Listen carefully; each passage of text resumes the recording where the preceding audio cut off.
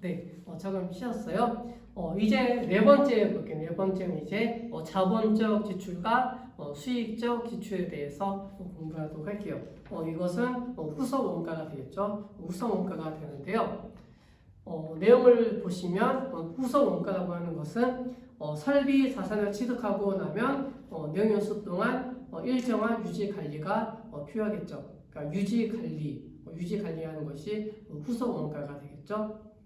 그래서 예를 들면 자동차 운행하게 되면 엔진 오일을 교환한다든가, 그 다음에 세차한다든가, 그 다음에 타이어 교환, 그다음에 배터리 교환 이런 것들이 후속 원가가 되겠죠. 나중에 어떤 자산을 유지 관리하는 비용 이것이 되는 거죠. 그래서 후속 원가는 자본적 지출, 수익적 지출 이렇게 분류하게 되죠. 자본적 지출 같은 경우에는 유형 자산을 다시 올리게 되겠죠. 유형 자산을 잡게 되는 것이고, 수익적 지출은 비용 처리해준다 이렇게 보시면 되겠죠. 그래서 자본적 지출은 자산을 처리한다. 자산으로 더 잡아줄 수가 있겠죠. 반면에 수익적 지출 같은 경우에는 비용 처리해준다. 이렇게 개념을 잡으시면 되겠죠. 그래서 내용을 볼게요. 자본적 지출, 유지 보수를 위한 지출 금액이 증대하고 설비 자산의 성능이 크게 개선되거나 내용 연수를 증가시켜 자산의 가치를 실질적으로 증가시키는 지출, 이것을 자본적 지출이라고 하죠. 두 번째, 수익적 지출 나오죠. 수익적 지출은요, 규모가 작고 성격상 설비 자산의 기능을 향상 유지시켜줄 정도의 지출, 이것을 수익적 지출이라고 한다. 그래서 밑에 이제 표가 나와 있죠. 표 보시면요, 자본적 지출의 회계 처리, 회계 처리는 자산 다시 잡게 되겠죠. 자산 잡게 되니까 차변의 유형 자산, 그다음에 대변의 현금 이러한 회계 처리가 되겠죠. 반면 이제 수익적 지출, 수익적 지출은 비용 처리해주게 되겠죠. 비용 처리해주게 되니까 이때 회계 처리는 차변의 수선비가 되겠죠. 수선비. 그 다음에 대변의 현금 이러한 회계 처리가 된다. 그다음에 두 번째 이제 특징 나오죠. 특징을 보시면 자본적 지출은 실질 가치가 올라가게 되죠. 실질 가치가 올라간다. 실질 가치 증가. 그다음에 두 번째는 내용 연수를 연장시킬 수가 있겠죠. 내용 연수 연장. 그다음에 세 번째는 중요성이 있겠죠. 중요성이 있다. 반면에 수익적 지출. 수익적 지출은요, 특징을 보시면 일상적인 수선이나 유지하는 비용이 되겠죠. 그 다음에 두 번째는 일시적인 효과가 있다. 그 다음에 세 번째는 중요성은 없다. 이 세 가지를 알고 계셔야 되죠. 그 다음에 시험 문제 이제 잘 나오는 것이 이제 사례가 있죠. 사례 반드시 알고 계셔야 되죠. 그래서 사례 보시면요. 첫 번째, 자본적 지출은 본래의 용도를 변경하기 위한 개조하는 것. 이것은 자본적 지출. 두 번째, 엘리베이터 냉난방 장치를 개조하는 것. 세 번째, 빌딩이 있어서 피난시설 등의 설치. 그 다음에 네 번째, 기타 개량, 확장, 증설 등 유사 성질 이런 것들이 자본적 지출에 해당이 되죠. 그 다음에 이제 수익적 지출의 사례. 수익적 지출 사례 보시면요, 네 가지가 나오죠. 첫 번째, 건물에 페인트 칠하는 거, 벽에 페인트하는 거, 이런 것들. 그러니까 아파트 같은 데 페인트 한다든가, 그 다음에 어떤 벽에다가 이제 페인트 칠하는 거죠. 그런 것들이 수익적 지출로 잡는다. 그 다음에 두 번째, 파손된 유리나 기어와의 대체. 그 다음에 세 번째는 기계에 소모된 부속품과 벨트를 대체하는 것 이런 것들이 수익적 지출에 해당이 되는 거죠. 그 다음에 네 번째 기타 저업 가능한 상태를 유지하는 것 이런 것들이 수익적 지출에 해당이 된다. 그래서 자본적 지출, 수익적 지출에 대해서 정리하셔야 되는 거죠. 그 다음에 이제 다섯 번째 이제 처분이 되겠죠. 처분 내지는 제거. 내용을 보시면요. 내용 요소까지 계속 사용한 후에 폐기하거나 성능이 떨어지게 되면 중도에 처분할 수 있다. 그 다음에 두 번째 유형자산의 장부 금액. 장부 금액은 지도원가 마이너스 감가상각 누계액이 되겠죠. 아까 기초 장부 금액이라고 되죠. 그래서 장부 금액은 취득원가 마이너스 감가상각 누계액이 된다. 그 다음에 두 번째 순매각 금액이 나오죠. 매각 금액은 처분 금액이 되겠죠. 처분 금액. 그래서 두 가지를 구분하게 되겠죠. 장부 금액과 처분 금액을 비교하게 돼요. 그래서 처분 금액이 커요. 처분 금액이 크면 이익이 발생하겠죠. 이익이 발생하니까 이것을 유형자산 처분 이익이라고 하죠. 유형자산 처분 이익. 그 다음에 이제 순매각 금액보다 장부 금액이 커요. 장부 금액이 크다면 손실 발생하겠죠. 손실 발생하게 되니까 이거의 계정 과목은 유형자산 처분 손실 이렇게 잡으면 되겠죠.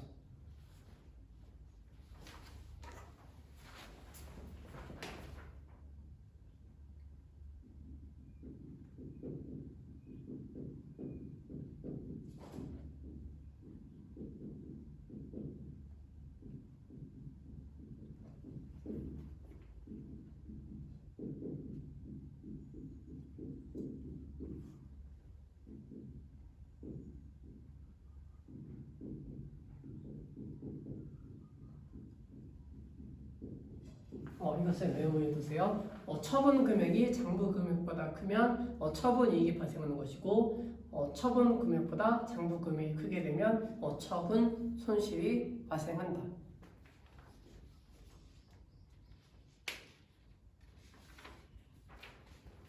그 다음에 이거 정리하시고 마지막에 연습 문제 6번 있죠. 연습 문제 6번을 읽어보시겠어요? 읽어보시고 회계 처리할 수 있는 거 회계 처리 한번 해보세요.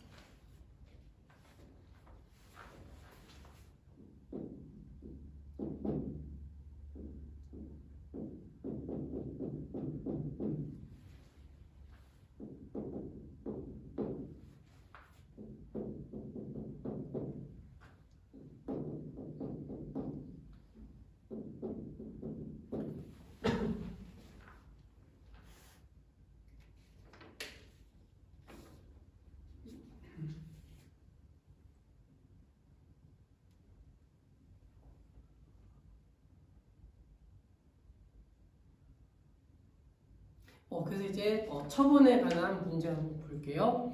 주식회사 강동은 2020년 초에 100만 원을 지급하고 기계장치를 취득하였다.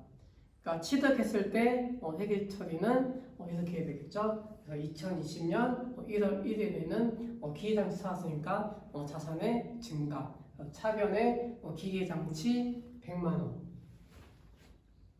그 다음에 이제 현금을 주고 샀어요. 현금 주고 샀으니까 현금 준 것은 자산의 감소. 그러니까 대변에 기록해 줘야 되겠죠. 그래서 대변에 현금 100만 원 이렇게 기록해 주면 되겠죠.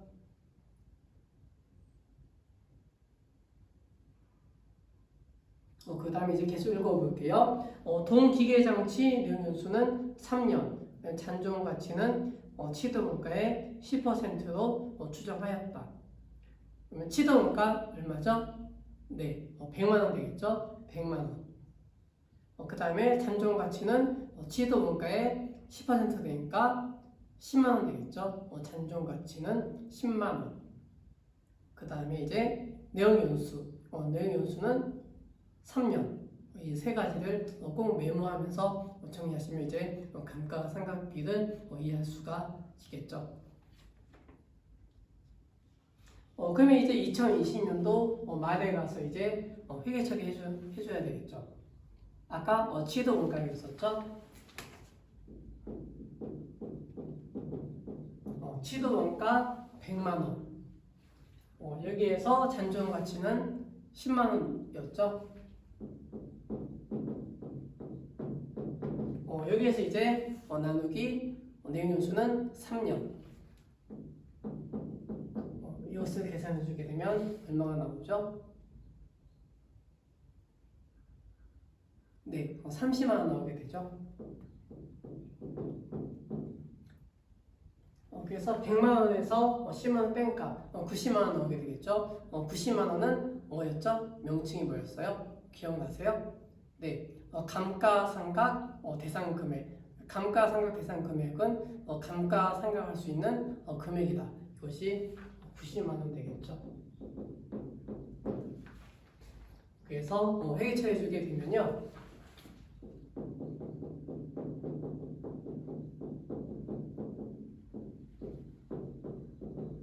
차변의 감가상각비 30만 원 이렇게 되겠죠. 그 다음에 대변에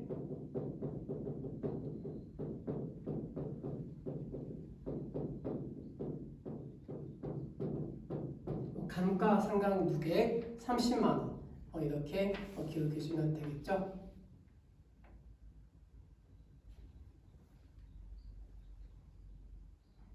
그 다음에 이제 계속 읽어볼게요. 주식회사 강동은 2021년 7월 1일에 동기계장치를 60만 원에 처분하였다. 그러니까 처분한 금액은 60만 원을 처분한 거죠. 그러니까 100만 원에 사왔다가 60만 원에 처분했다. 처분 시점 보니까 그 다음 연도 7월 1일 이렇게 되는 거죠.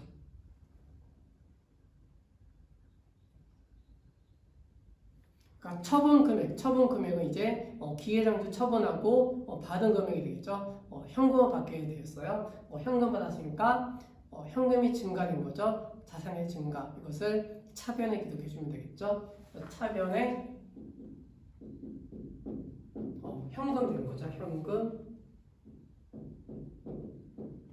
60만 원 이렇게 되죠.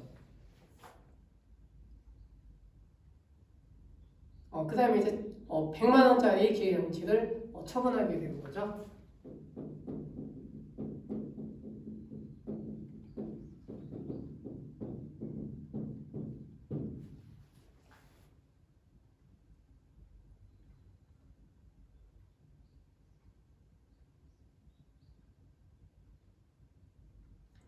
그 다음에 이제 우리가 이제 고려해줘야 될 것이요.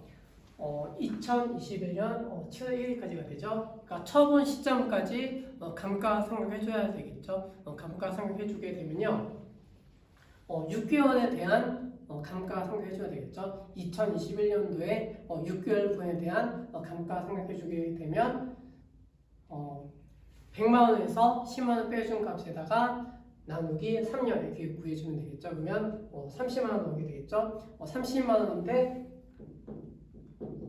여기에서 이제 6개월분 해줘야 되겠죠. 곱하기 12분의 6 이렇게 해주게 되면 6개월분에 대한 감가상각비는 15만 원 되겠죠. 이 15만 원 해주게 되면 2021년 6월 30일까지 감가상각비를 해주게 되면 차변의 감가상각비 15만 원, 그 다음에 대변의 감가상각 무게액 15만 원 이렇게 되겠죠. 그렇죠? 그래서 감가상각 무게액 해줘야 되겠죠. 그러니까 1년 반에 감가상각 해주게 되면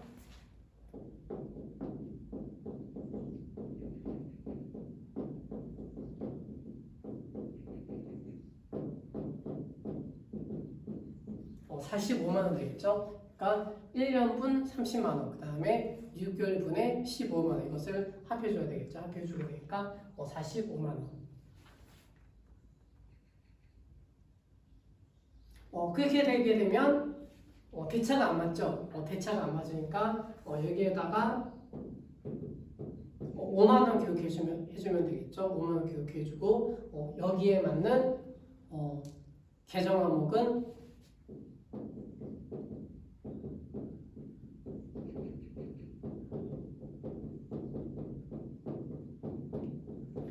유형자산의 처분이익이 되죠. 유형자산 처분이익 이렇게 기억해 주시면 되겠죠.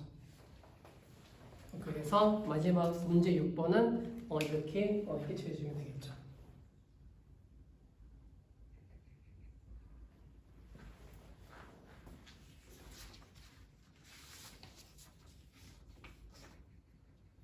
그래서 오늘 공부한 내용 정리해 드리면요.